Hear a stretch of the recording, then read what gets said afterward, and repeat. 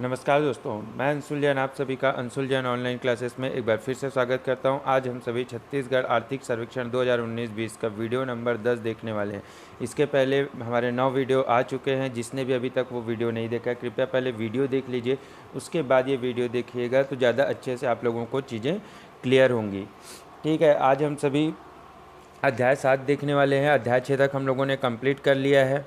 ठीक है, जैसे ही हमारा आर्थिक सर्वेक्षण का पूरा कोर्स कंप्लीट हो जाएगा, हम एक काम करेंगे कि हर टॉपिक के ऊपर एमसीक्यू क्वेश्चन बनाएंगे और एमसीक्यू क्वेश्चन की भी तैयारी कर लेंगे कि कैसे कैसे क्वेश्चन एग्ज़ाम्स में आते हैं और हमको कैसे याद करने हैं। तो उससे आप लोगों की बहुत सारी चीज़ें और क्लियर हो जाएंगी। तो चलिए आज हम अपना लेक्चर स्टार्ट करते हैं। लेकिन जो हमारे चैनल से भी नए जुड़ रहे हैं, कृपया हमारा चैनल सब्सक्राइब कर लीजिए और बेल आइकन पर क्लिक कर दीजिए, जिससे आने वाले वीडियोज़ के नोटिफिकेशन आप तक पहुँचते रहे। साथ ही हमारे वीडियो को लाइक और शेयर करना ना भूलें, ताकि जिससे ज़्यादा से ज़्यादा लोग हमारे वीडियो को देख सके और इसका लाभ ले सके। तो चलिए आज अपना लेक्चर स्टार्ट करते हैं और देखते हैं आर्थिक सर्वेक्षण का अध्याय नंबर 7। तो दोस्तों, इसमें अध्याय नंबर जो 7 है उसमें कृषि एवं संबद्ध सेवाएं, अर्थात कृषि से संबंधित जो सेवाएं हैं उसके बारे में हम आज जानेंगे। सबसे पहले मुख्य बिंदु पे अपन चलते हैं। इसमें जो पहला पॉइंट है वो क्या है, राज्य की लगभग 80% जनसंख्या कृषि पर निर्भर है। जब भी आप छत्तीसगढ़ में कृषि का टॉपिक पढ़ना स्टार्ट करते होगे तो ये सबसे पहली लाइन होती है उसमें कि राज्य की लगभग जो 80% जनसंख्या है वो क्या है, कृषि पर निर्भर है। और ये कहाँ से आया है, ये भी आर्थिक सर्वेक्षण से ही आया हुआ चीज़ है। ये कहीं बुक में नहीं दिया है, ये आर्थिक सर्वेक्षण से ही निकाल के उन्होंने डाला है। राज्य के लगभग 36% क्षेत्र में सिंचाई सुविधा उपलब्ध है, अर्थात जो राज्य का 100% टोटल क्षेत्र है उसमें से सिर्फ और सिर्फ 36% क्षेत्र में सिंचाई सुविधा उपलब्ध है, बाकी की जगह पे उपलब्ध नहीं है। ठीक है, अब जो 36% है, 36 को अपन क्या मान के चलते हैं, 100 मान के अगर चलें तो 36% में से जलाशयों से 52% क्षेत्र, जबकि नलकूप से 29% क्षेत्र जो हैं वो सिंचित किए जाते हैं। ये आप लोगों को याद रखना है, क्योंकि यहाँ से क्वेश्चन ज़रूर बनता है। जलाशयों से कितना होता है, नलकूप से कितना होता है। अभी अभी नलकूप का क्वेश्चन पूछा था 2018, जो अभी मतलब लास्ट फरवरी में एग्ज़ाम हुआ था पीएससी का, उसमें ये क्वेश्चन आया था कि नलकूप से कितने प्रतिशत क्षेत्र सिंचित होते हैं। तो आपको याद रखना है कितने प्रतिशत, 29% क्षेत्र सिंचित होते हैं। तो आप लोगों को 4 और आपको नई डाटा मिल गया। 80% जनसंख्या कृषि पर निर्भर है, 36% क्षेत्र में सिंचाई सुविधा उपलब्ध है, और इसमें से जो 52% क्षेत्र में क्या होता है, जलाशयों से, जबकि नलकूप से क्या होता है, 29% क्षेत्र में सिंचाई किया जाता है।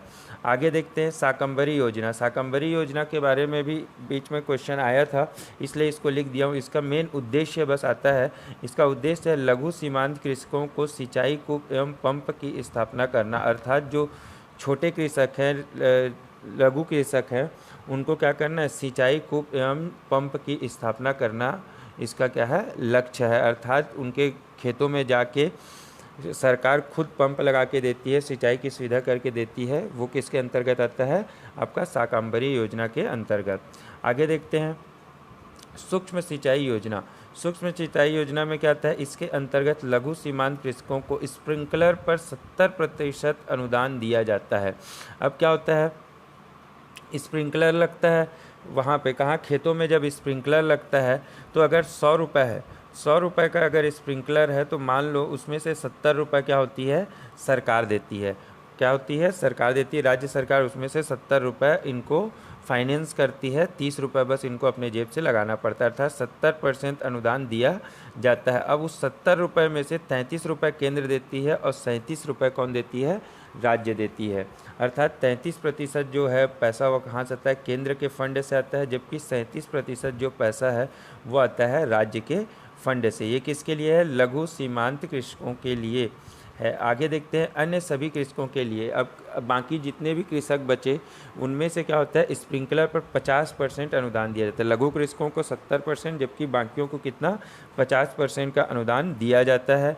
और इस 50% में 27% आता है केंद्र से, जबकि 23% कहाँ से आता है, राज्य में। तो इसको आप लोगों को याद रखना है, लघु सीमांत में पैसा ज़्यादा देता है राज्य, जबकि बाकी कृषकों में ज़्यादा पैसा कौन देता है, केंद्र की तरफ से प्राप्त होता है।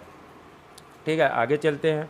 अब आता है फसल क्षेत्र का वृद्धि दर, प्रतिशत वृद्धि दर एवं जीएसडीपी में हिस्सा। अब हम लोगों ने जितना भी चीज़ देखा है, इसके पहले हम लोगों ने प्राथमिक क्षेत्र देखा था, प्राथमिक क्षेत्र में से अब सिर्फ अपन लोग क्या देखेंगे, कृषि देखेंगे। तो कृषि में जो वृद्धि प्रतिशत है 2018-19 में वो थी 15.89, जबकि 2019-20 में कितनी है, सिर्फ 2.0 पर वृद्धि प्रतिशत है। ये पिछले वर्ष की तुलना में कितनी थी, 2018-19 में 15.89, दोनों आपको याद रखना है, जबकि 2019-20 में ये थी 2.05। और अगर 5 वर्षों का अपन औसत देखें, कृषि में वृद्धि दर का 5 वर्षों का औसत कितना है, 3.892। कितना औसत है 5 वर्षों का, 3.892% जो है इसका औसत वृद्धि दर ज्ञात किया गया है। जबकि योगदान, अर्थात इसको योगदान या बोलें या फिर हिस्सा बोले तो कितना होता है, 2018-19 में इसका हिस्सा था 10.59, जबकि 2019-20 में इसका जो हिस्सा है वो कितना हो गया, 10.19% हो गया है। अर्थात ये घट गया है, इसका प्रतिशत जो है योगदान का वो क्या हो गया है, घट गया है। और 5 वर्षों का, पिछले 5 वर्षों का अगर हम औसत देखें तो क्या है, 5 वर्षों का जो औसत है वो 10.792 है, 10.792% इसका योगदान है। योगदान कितना है, 2018-19 में थे 10.52, 2019-20 में घट कर हो गया 10.19, जबकि इसका 5 वर्षों का औसत है 10.792%। ठीक है। अब एक और महत्वपूर्ण चीज़ बताता हूँ आप लोगों को, 5 वर्षों का देख लिए, अब हम लोग देख लेते हैं 7 वर्षों का, अर्थात 2013-14 से 2019-20, 6 वर्षों का, 7 वर्षों का जो भी है, ठीक है, ये देख लेते हैं। क्योंकि आपको जो बुक है, बुक में आप लोगों को 2013-14 से करके दिया हुआ है, इसीलिए मैं आप लोगों को ये सब चीज़ें करवा दे रहा हूँ, ताकि अगर एग्ज़ाम में एक एडवांस लेवल का भी क्वेश्चन आ जाए तो कोई भी दिक्कत ना हो। तो 2013 से अगर औसत देखेंगे तो कितना है, 3.67% वृद्धि दर है। कितना है वृद्धि दर, 3.67% जो है कृषि क्षेत्र का वृद्धि दर है या फिर फसल क्षेत्र का, जबकि 11.69 इसका 11 कितना है 69% जो है इसका औसत है, किसका, योगदान का, हिस्सा का औसत कितना है, 11.69% इसका हिस्सा है। चलिए आगे चलते हैं और आगे देखते हैं अब चीज़ें। अब एग्ज़ाम में जो क्वेश्चन पूछे जाते हैं वो भी, जिस टाइप के क्वेश्चन आते हैं आजकल वो भी बता देता हूँ। पिछले 5 वर्षों में फसल क्षेत्र का प्रतिशत वृद्धि दर व प्रतिशत हिस्सा दोनों क्या रहा है, उतार चढ़ाव भरा रहा है। दोनों क्या रहा है, पिछले 5 वर्षों में, चाहे वो प्रतिशत का वृद्धि दर का हो चाहे योगदान का हो, दोनों का प्रतिशत क्या रहा है, उतार चढ़ाव भरा रहा है। आगे देखते हैं, प्रधानमंत्री स्वायल हेल्थ कार्ड वितरण योजना। प्रधानमंत्री स्वायल हेल्थ कार्ड वितरण योजना ये कब से चालू हो गई थी, 19 फरवरी 2015 को इसका शुभारंभ किया गया था। कब किया गया था, 19 फरवरी 2015 को स्वायल हेल्थ कार्ड वितरण का योजना का शुभारंभ किया गया था। आगे देखते हैं, राज्य में जैविक खेती को बढ़ावा देना। राज्य में जैविक खेती को क्या कर रहा है, बढ़ावा देने के लिए भी योजनाएं चलाई गई है। तो उस योजना के अंतर्गत जो चीज़ आते हैं वो आते हैं 2014 से राज्य पोषित जैविक खेती मिशन, राज्य पोषित जैविक खेती मिशन, जबकि 2016 से केंद्र परंपरागत कृषि विकास योजना। केंद्र प्रवर्तित का मतलब क्या होता है, केंद्र की तरफ से चलाई जाने वाली जो योजना है उसको बोलते हैं केंद्र प्रवर्तित। तो उसको योजना का नाम क्या है, कृषि विकास योजना, परंपरागत कृषि विकास योजना। आप लोगों को याद रखना है जैविक खेती के अंतर्गत ही, जैविक खेती के अंतर्गत ये दोनों योजनाएं आती हैं, क्योंकि ऐसे क्वेश्चंस भी आ जाते हैं कि जैविक खेती के अंतर्गत कौन कौन सी योजनाएं आती हैं। आपको 4 नाम दिए रहेंगे, तो उसमें से आपको चूज़ करना है कि कौन सी आती है और कौन सी नहीं आती। तो आपको याद रखना है पोषित जैविक खेती मिशन और परंपरागत कृषि विकास मिशन जो है वो जैविक खेती के अंतर्गत आती है। आगे देखते हैं, योजनाएं 5 जिलों से प्रारंभ की गई थी। ये जो दोनों योजना हैं वो कहाँ से प्रारंभ की गई थी, 5 जिलों से प्रारंभ किया गया था, अब विस्तार करके सभी जिलों में कर दिया गया है। ठीक है, कहाँ से इसको विस्तार किया गया था, चालू किया गया था, सिर्फ 5 जिलों से चालू किया गया था, लेकिन अब इसको बढ़ा के क्या कर दिए गया है, सभी जिलों में कर दिया गया, पूरे 27 जिलों में। अब एक कुछ चीज़ें और देख लेते हैं, पूर्ण जैविक जिले।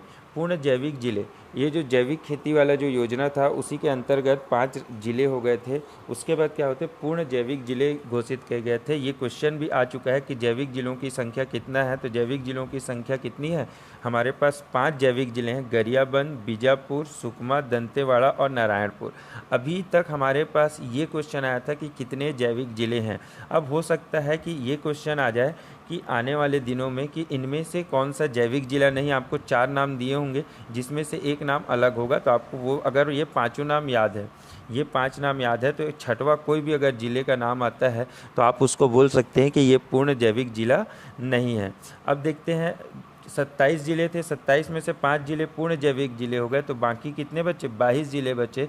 तो 22 जिलों के एक एक विकास खंड को पूर्ण जैविक घोषित किया गया है। कितने किए गए, सिर्फ एक एक विकास खंड को क्या किया गया है, पूर्ण जैविक घोषित किया गया है। ठीक है दोस्तों, आगे चलते हैं।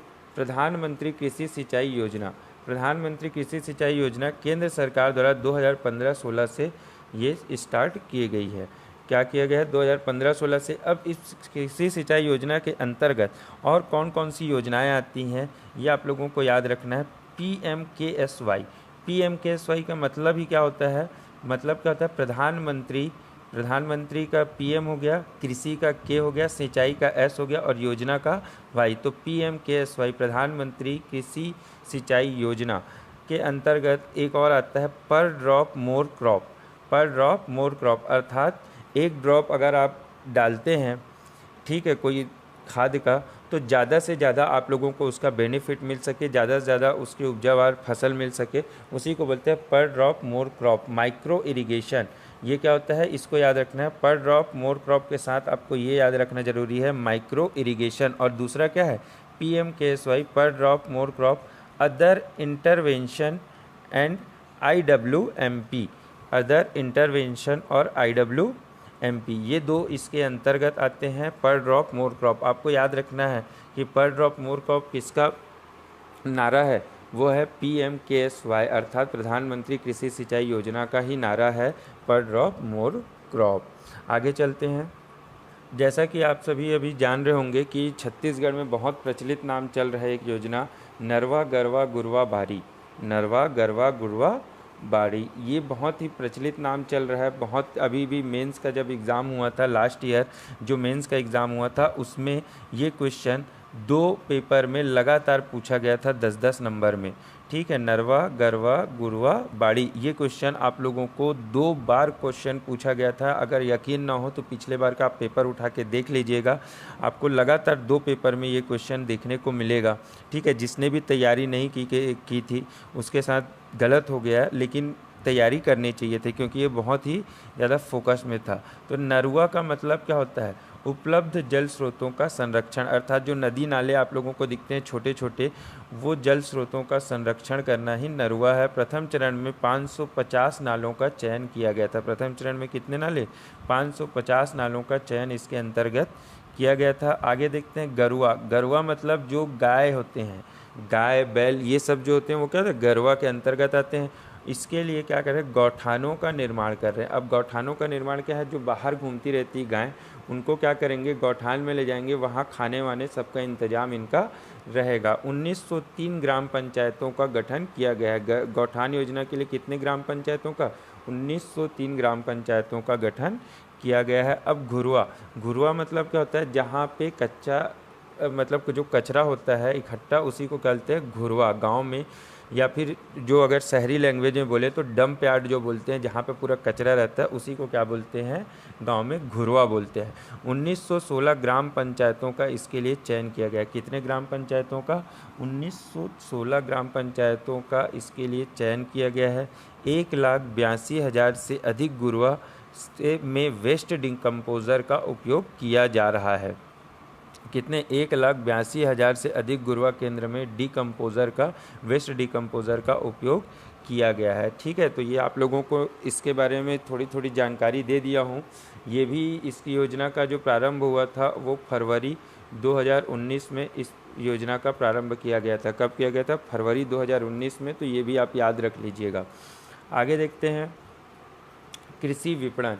कृषि विपणन क्या है, वर्तमान में राज्य में लगभग 69 कृषि उपज मंडियां एवं 118 उप मंडियां कार्यरत हैं। ये क्वेश्चन भी आ चुका है पहले, तो आप लोगों को याद रखना है कितनी कृषि उपज मंडी है, 69 कृषि उपज मंडी है, जबकि 118 जो है उप मंडियां छत्तीसगढ़ में स्थित हैं। आगे देखते हैं राष्ट्रीय कृषि बाजार। राज्य के 14 कृषि उपज मंडियों को कृषि बाजार द्वारा जोड़ा गया है। कितने? राज्य के लगभग 14 कृषि उपज मंडियों को कृषि बाजार द्वारा जोड़ा गया है। अब प्रथम चरण में जो 14 कृषि उपज मंडी में से तो कौन कौन से उपज मंडी हैं वो देख लेते हैं। प्रथम चरण में जो जोड़ा गया है वो जोड़ा गया है राजनांदगांव, कवर्धा, भाटापारा, कुरुद और नवापारा को। आप लोगों को ये नाम बिल्कुल याद रखने, 14 के 14 नाम आपको याद होने चाहिए। प्रथम चरण में किसे जोड़ा गया है?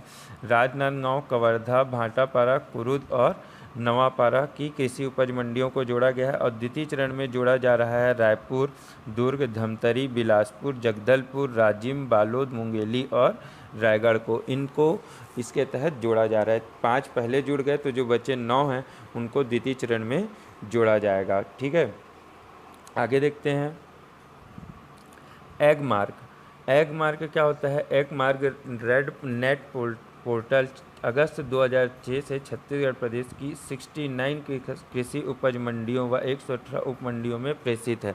एग मार्क जो नेट पोर्टल है वो कितनी उपज मंडियों में है? पूरी उपज मंडियों और पूरी उप मंडियों में इसे प्रेषित किया जा रहा है। जबकि ये कब चालू हुई थी? अगस्त 2006 से छत्तीसगढ़ में आरंभ की गई थी।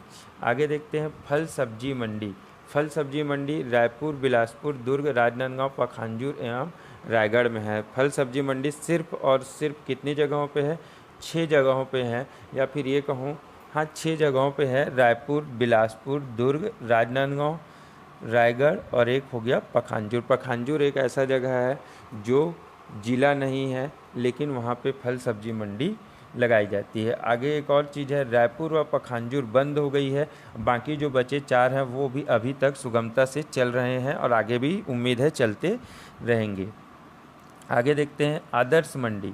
आदर्श मंडी कहाँ है? धमतरी, कुरुद, राजनांदगांव, कवर्धा व मुंगेली में स्थापना की गई। आदर्श मंडी की स्थापना कहाँ की गई है? धमतरी, कुरुद, राजनांदगांव, कवर्धा, मुंगेली में स्थापना की गई है। एक क्वेश्चन मैं यहाँ पे जो लिखना भूल गया हूँ एक चीज़, वो है किसान मंडी मॉल। किसान मंडी मॉल बहुत ही फेमस क्वेश्चन है व्यापम और पीएससी का। ये कम से कम 8 से 10 बार अभी तक पूछा जा चुका है। किसान मंडी मॉल कहाँ है? तो किसान मंडी मॉल है राजनांदगांव में।